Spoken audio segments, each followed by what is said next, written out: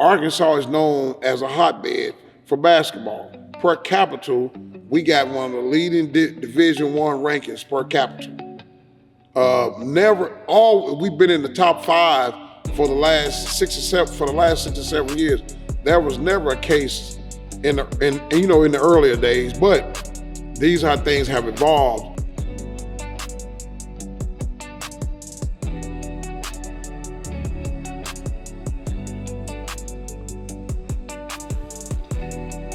How far our basketball, the evolution of it, and how far it's evolved. 20 years ago, we've always had great basketball players in the state of Arkansas, but they were one here, one there, two here, two there. We started with Sidney Problems, one of our best ever. Then we went from him to, Scottie Pippen. You have Portis, you have Derek Fisher. These guys have won 6, 7 NBA championships. And they was kind of, 1, 2 here, there. But now if you can turn on the NBA, and I'm talking about the NBA right now, but college basketball as well. But you can turn on the NBA right now, and we have probably 6 or 7 guys that's been to finals, NBA finals, the last couple of years, and they are contributors. They've been contributors to help their team win championships. So when you look at Isaiah Joe just helped Oklahoma City win a championship. You look at Moses Moody playing with the great Golden State Warriors. You look at Austin Reaves playing with the Los Angeles Lakers. Daniel Gafford playing with the Dallas Mavericks. So many of these guys. Khalil Ware playing with the Miami Heat. You got so many of these guys in the NBA. Jalen Williams playing with Oklahoma City. So it's a number of guys. It's enough guys now. Bobby Portis won a championship with the Milwaukee Bucks. If you look at, when we look at it to see how things have evolved, it's enough guys in the NBA in Arkansas right now that you could almost start your own NBA team. Now, I ain't saying it would be a great team, but you think about it. You got Austin Reaves, you got Isaiah Joe, you got Moses Moody, you got Daniel Gafford, Bobby Portis, and Khalil Ware. Those are all.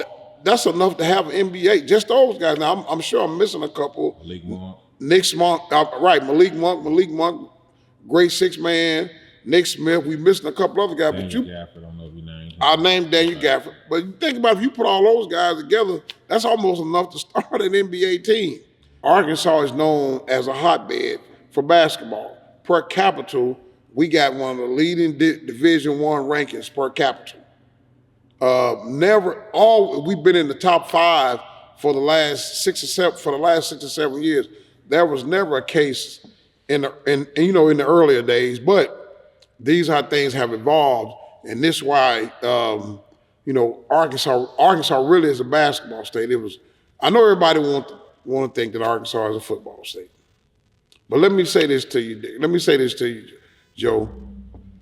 And I love trust me, I love all the young people that's participating in sports. I want them to be successful. But you look at our last 5-star football players. Look at them and see where their careers went to. Every 5-star basketball player we've had in the last 25 years has been a first-round draft pick in the NBA. 90% of the 4-star players we've had that's ranked in the top 50 or 60 has been NBA draft picks. So when you look at that difference, you got 5-star football players, and I think, and I'm not gonna call any of these kids' name out because I don't want to do this, but I know who they are. We had a quarterback, a defensive back, a defensive lineman. I think the defensive lineman ended up getting drafted in the 4th, 5th round. Quarterback and the cornerback never even stars on their college teams. Mm-hmm.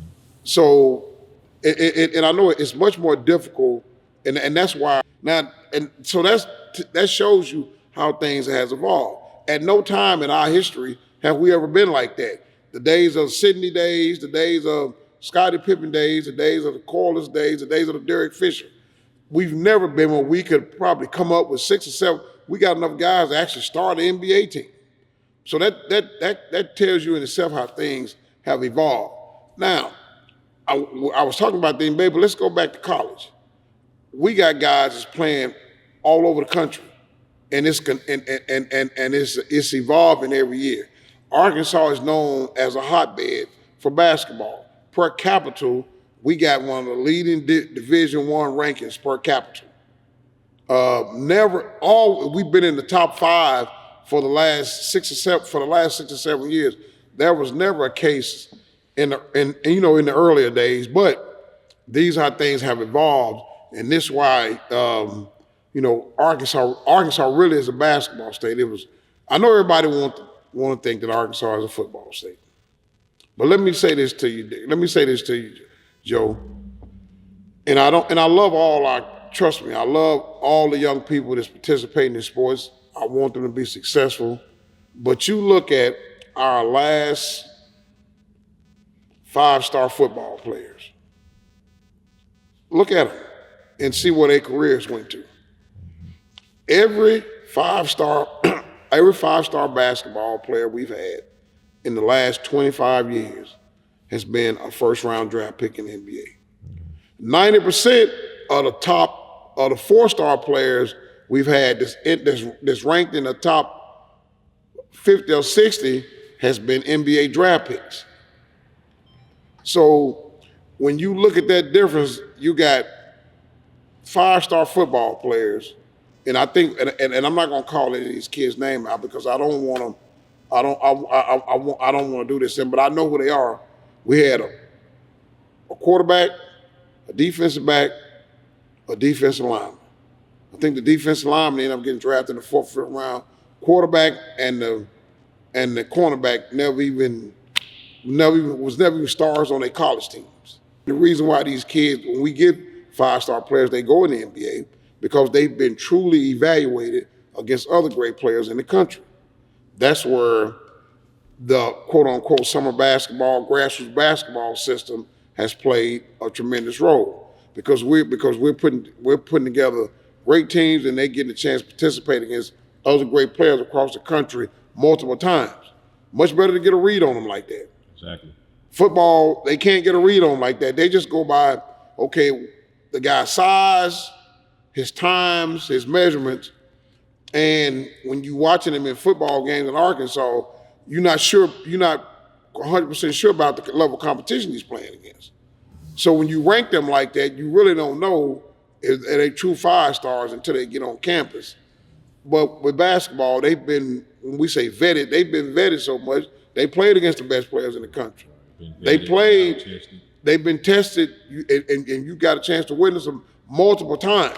So it ain't like, okay, I play one weekend, then you won't see me play again in another, half a year.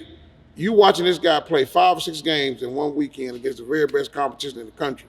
Joe, it don't take a rocket science to get a read on, hey, man, listen, you holding up against this guy, right, then you must be pretty good. So it's not rocket science stuff, but the fact, where I think where we've come in so much is to be able to put organizations together like the Arkansas Hawks, like the Arkansas Wings, put these organizations together and make these organizations breathe and helping young people getting better, becoming better players, playing against great competition, seeing where you have to get to, using that as a measurement stick, like this is where I need to get to be as good as some of those guys. So I think those things I think we've done an excellent job of, and that's why Arkansas basketball has been elevated to a top basketball state in the country. Can you give me an example on, say, one of the guys from Arkansas maybe was unseen or unranked, but he was put on the right platform and played against other 5-stars from other states and was able to build a name for themselves? Can you kind of walk us through that? I can give you a perfect example. Isaac McBride. Okay. Isaac McBride played with us, solid mid-major player coming through Arkansas, played on for Coach Ross at Baptist Prep, they won 3 state championships in a row, 3 state championships in a row. and he was considered a mid-major guy. Played great basketball in high school. Got on that platform, on that summer platform, and we all knew that he could, that the potential was there. But I tell you what he did. He learned some things playing summer basketball before he got a chance to get on some of those platforms that helped him. Conditioning. We pushed that on him. Being able to play on both ends of the floor with maximum speed and putting 100%, putting just as much effort in on offense as you do on defense. He learned that playing, practicing with his AAU program. Then you take these steps, you get to these tournaments, now you're seeing the Jalen Greens and all these great guys, and we playing against them. You get out there and you go through your routine and what you've been taught, and you go out there and play well, and you figure out you can play with them. He went from mid-major to he ended up signing with Kansas. He had Virginia, Michigan, Arkansas, Texas A&M, Florida. He went from a mid-major guy to having all those scholarships on the table offered. When he left Vegas that summer, he was one of the hottest names in basketball. And it's because he played so well in that event against the very best players in the country. So it's always out there. It can happen. And listen, the goal is, for me, the goal is to help young people be the best they can be, whatever level that is. If that's NAIA, Division III, Division II, Division I, a lot of times you see, and that was one of the exceptional cases, but a lot of times you see guys develop, get to college, and then they do more development. So, we just had a young man that played with us, I think is an extraordinary young man. I mean, Daniel Culberson, just signed with Eastern Michigan. He's at Howard Junior College in Texas. So y'all, a lot of people know him as Lil D. Played for Central, played on state championship team, went on a boat team, Luke Moore, and all those guys played AAU. But D was probably the littlest guy in the gym 90% of the time. Always worked hard, and we knew he could play because one thing about it, we always tell guys, if you're a great defender, it's going to be a spot for you. Now you start adding other things like three-point shooting and all that, ball handling, making good decisions with the basketball. He made that elevation, and now he goes from junior college.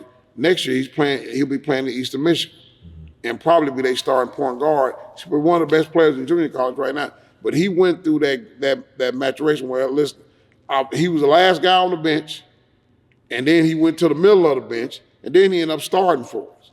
Now he's playing college basketball, and he's moving on, from there, and benefited from the NIL. I'm not going to get into his business on there about. That's the bonus side of it. But that's the bonus. That's the bonus side. What you're supposed to do, put the work in. It's always another level of achievement that you can get to just by staying consistent and continue to grow.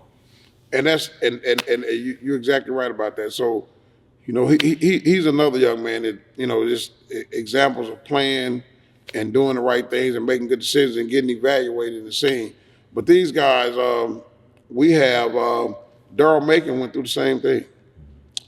Little bitty guy, one of the littlest guys on the court, growing, staying in the gym, getting better all summer through summer basketball. Because one thing about it, you think about this,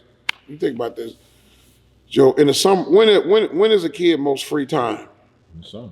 And during school, when? On the weekends. Yeah, on the weekends. On the weekends, during the summertime. Well, when you look at grassroots basketball, that's what we spend the most time with. On the weekends, during the summertime. So you got these kids during their most vulnerable time to be doing something they shouldn't be doing. They can make a lot of decisions on what to do with their free time. So we taking up that, it can be a lot of bad decisions made during that free time. Like the old people say, what is it? Idle mind is a devil's workshop. So we filling up that time. Now think about it, you can't beat this. You're filling up that time, doing something positive, working on your basketball game, and working on earning a scholarship to go to school for free. That's the life. So when people say that grassroots basketball is not that important and grassroots basketball is doing this and doing that, and I've heard people even make next step out. It's ruining these kids' game. These kids are with us on weekends and in the summertime. They with their high school coach 9 months out of the year. They are 3 months and 9 months. Who has the issue with that is, well, we've been very fortunate is we got great high school coaches, and they've been willing to work with us to help these kids get better. Now we've been very fortunate that we're here in the state of Arkansas. Most of our high school coaches understand that these kids get better on weekends and spring and the summer and during the summertime, and we work with them. I got friends from all around the country doing this, Joe, and a lot of states are not like that. It's a lot of states where high school coaches and summer basketball coaches are just the opposite. So we're fortunate enough that, and I thank these high school coaches for being insightful and understanding that that we're in this together. And it's at the end of the day, we always forget this, and it comes up in so many situations. It's about the kids, and they come first. As long as we can keep that in the front, then we normally okay. When people egos and all that stuff start getting in play, then that's when things sometimes can go, in the wrong direction.